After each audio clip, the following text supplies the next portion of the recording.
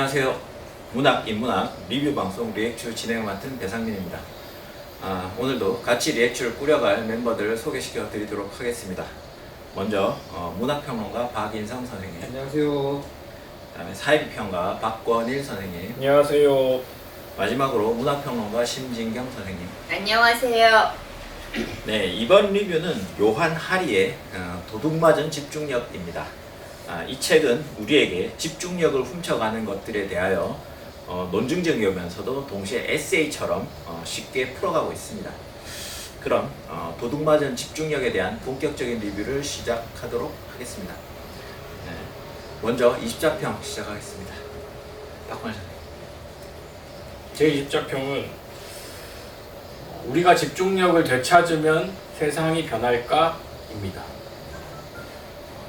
이 책은 이제 우리의 집중력을 테크 기업들이 어떻게 빼앗아 가는지 이 부분에 대해서 굉장히 흥미롭게 논의하고 있는 책인데요. 사실은 비슷비슷한 책들이 되게 많이 나왔어요. 예전에 니콜라스 카의 더 셜로우스라는 굉장히 유명한 책이 있죠. 한국어 제목은 좀 다른 제목입니다만 생각하지 않는 사람들이라는 제목으로 한국에서 번역이 된 걸로 알고 있습니다.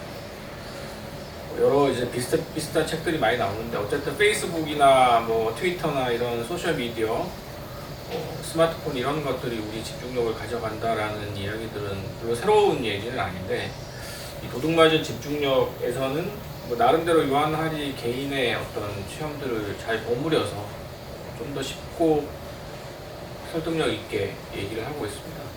제 20자평이 이제 우리가 집중력을 되찾으면 세상이 변할 수 있을 것인가 라는 질문이 된 것은 읽고 나니까 뭔가 좀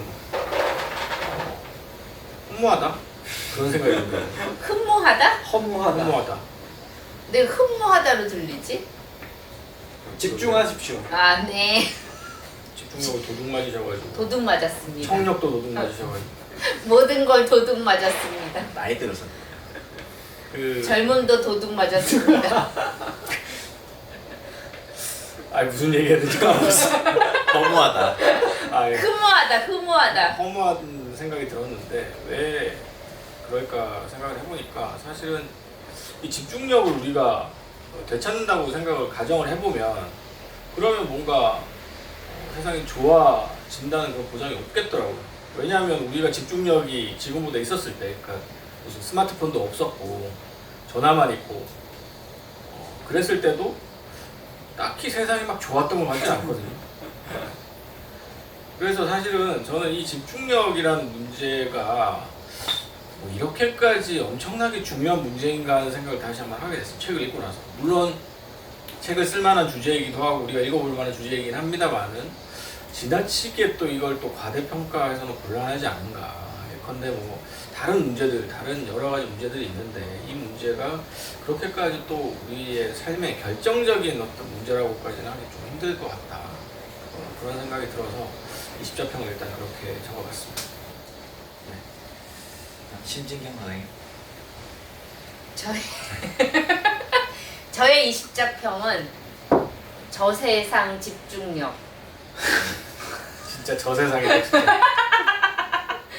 저세상 집중력. 아니, 도둑 맞았다고 본인이 또 앞부분에 스스로를 이제 뭐 그 디지털 디톡스 하겠다고 무슨 이렇게 반도 쪽에 거기에 자기를 이제 스스로 자발적 감금을 하는 에피소드가 앞부분에 나오잖아요.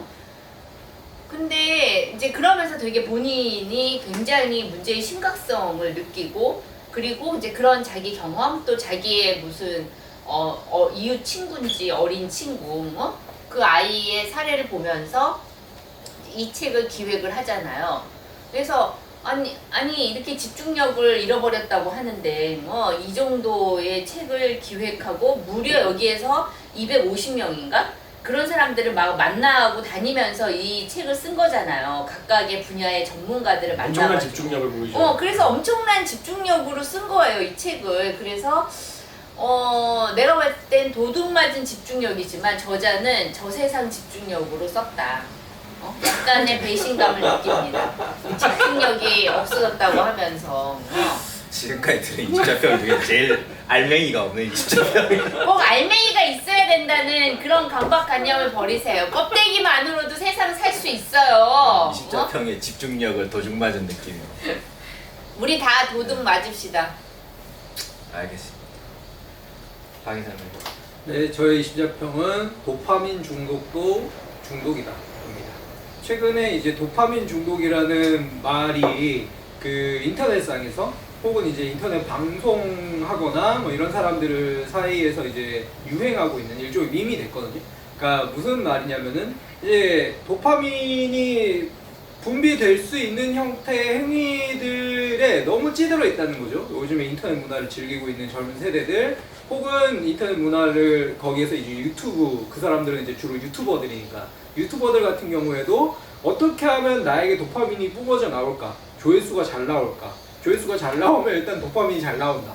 근데 이런 어떤 조건들이라고 하는 것들을 거의 파블로프의 개처럼, 그러니까 요즘 현대인들의 이 디지털과 관련되어 있는 이 감수성들이 거의 우리를 생각하지 않는 존재로 만들어내는 일종의 이제 디지털 좀비화 현상, 이런 것들을 이제 도파민 중독이라고 뭔가 시대를 관통하는 표현처럼 침착맨을 통해 가지고 엄청 이게 유행이 되더라고요.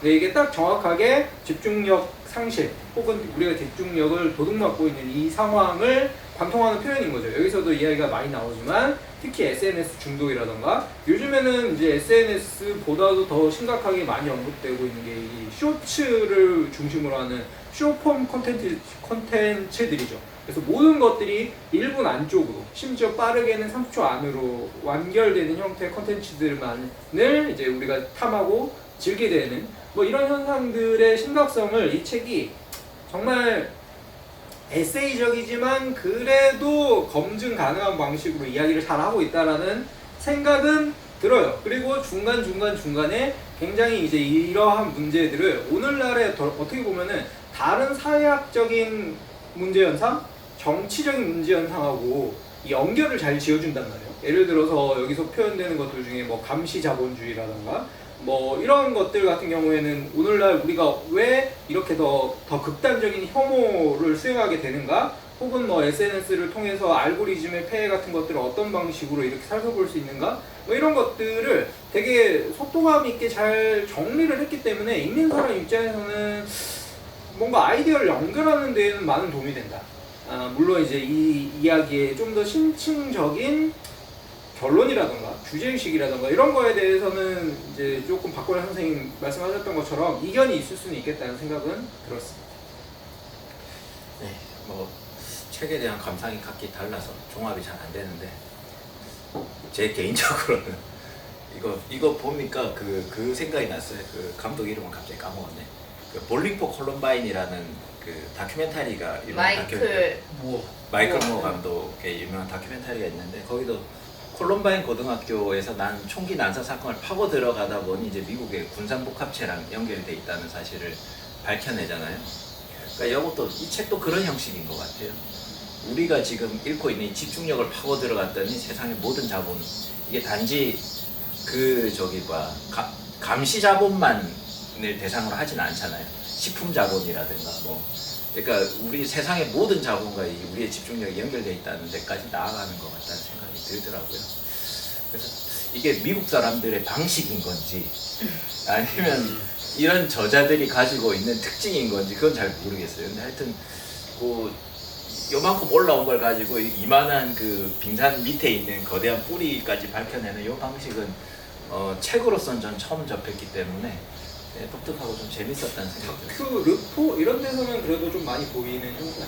다큐에서 주로 많이, 특히 마이클 무어 같은 사람들이 많이 쓰죠. 뭐 로저와 나라든가 이런 그 겉으로 보이는 현상 가지고 그 밑에 있는 거대한 걸 밝혀내는 그런 건 잘 쓰는데 책으로는 전 처음 봐서 좀 신선한 느낌이 들었습니다. 네, 그러면 20자평 여기서 정리하도록 하고요. 본격적으로 이야기를 나눠보도록 하겠습니다.